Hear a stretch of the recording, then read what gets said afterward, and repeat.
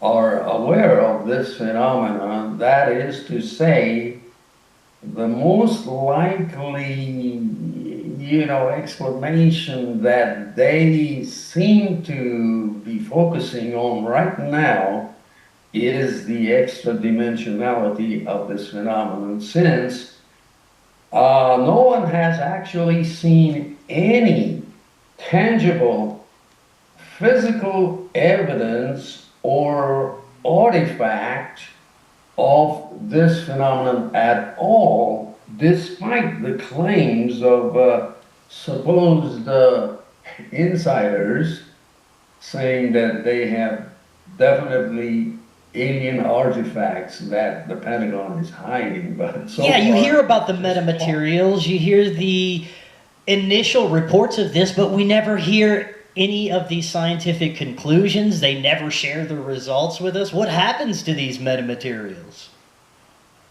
That's the most amazing part of it is it's all just talk, all talk, no physical evidence, and we're not just talking about physical traces. Now, physical traces are not the same as physical evidence. What I'm talking about is, for example, finding a burnt brush in the desert or indentation marks. Those may be physical traces of part of this phenomenon, but those do not constitute a physical evidence, because what constitutes physical evidence is must be obtained through, for example, DNA analysis of an entity or, anything like that. But so far, there's none, absolutely none. And, there are people who claim to have the answers. And one example is persons like Luis Mm-hmm. Elizondo, who just recently wrote a book called Imminent, which is a ridiculous title because, as far as I'm concerned, the word imminent has been used for many, many years, and we still haven't seen Yeah. nothing. Nothing. And it's all talk, and it's just a promotion of the, this kind of notion that the Pentagon is hiding something and all that, but, it doesn't add up. And so that's my position. So I don't take much stock in authors who claim that they are certain that physical evidence are being kept hidden. Actually, I believe it's just a Mm. BS. Absolutely.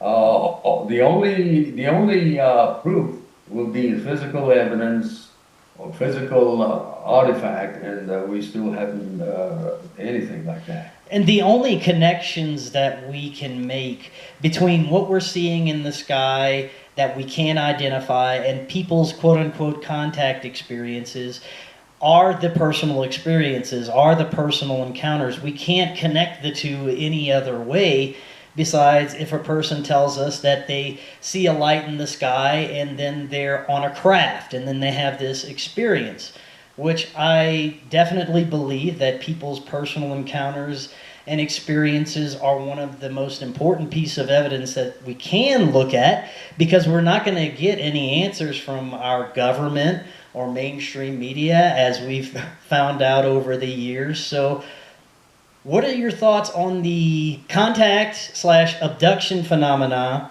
and what people are reporting coming out of these situations? We have very different experiences at times. Some people are having terrifying experiences with different types of beings. Many people are having very loving experiences, being told profound information, being healed in different ways.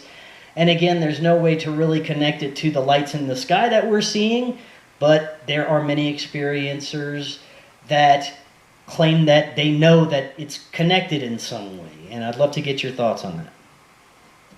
Well, Chris, I'm a definite believer in the existence of non-physical phenomena, which I call, paraphysical, because this phenomenon most likely is not physical, but it's non-physical, paranormal, extra-dimensional intrusion into our physical dimension by some kind of intelligence that is pre-selecting certain individuals to experience this kind of thing. So I cannot deny or I cannot debunk anyone that claims that they were abducted by some entities and taken into a craft, because that reality could be real to that experiencer, and who are we to,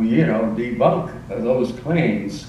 So my take on this is that, yes, personal contact, I think, is more important than just nuts and bolts attempt to get into this phenomenon. And personal contacts, yes, I have interviewed many folks who claim to have been abducted, and my conclusion is that it's their reality, and we still don't know for sure what reality really is, because everybody has their own worldview or reality in their own terms, and I can't get into another person's reality because that reality is inside another person. So, but yet, this is real as far as I'm concerned. This is real. And, living in a state like New Mexico, USA,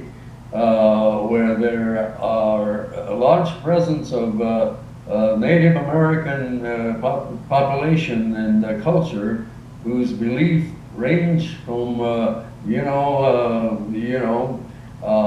ancient religious kind of beliefs and so on. But, one big example of New Mexico is that there are Native American communities here that have deep, rich religious tradition and beliefs. And especially in northern New Mexico, there are folks that actually experience and report, even to this day, occasional encounters with strange entities that they describe as like skinwalker or even Bigfoot.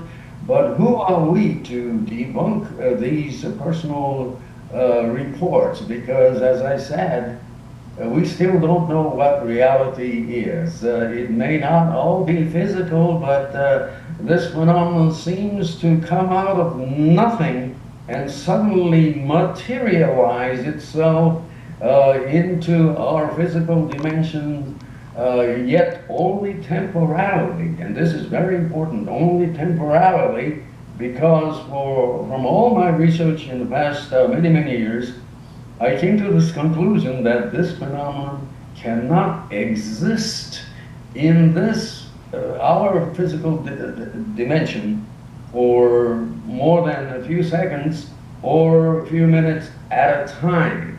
So this is one of the characteristics of